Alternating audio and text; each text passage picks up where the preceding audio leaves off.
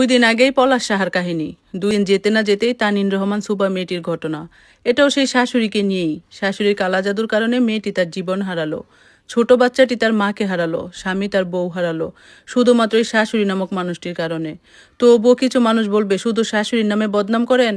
আরে ভাই, ওনাদের তো আমরা মেয়েরা মায়ের মতোই ভালোবাসতে চাই, কারণ নিজের মাকে রেখে এসে শ্বশুরবাড়িতে ওনাকে আমরা মা হিসাবে ফিরে পাই।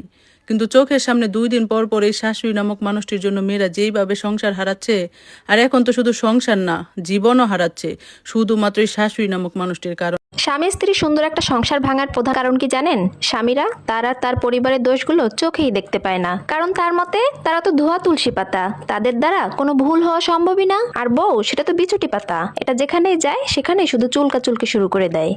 একটা বাস্তব সত্যি কথা কি জানেন, মানুষ যখন কাউকে অপছন্দ করে তখন তার কোনো গুণই সে দেখতে পায় না, আর যখন কেউ কাউকে পছন্দ করে তখন সে তার কোনো দোষই খুঁজে পায় না। তাই অপছন্দের মানুষরা হাজারটা ভালো কাজ করলেও কখনো কারো প্রিয় হয়ে উঠতে পারে না, এটাই সত্যি।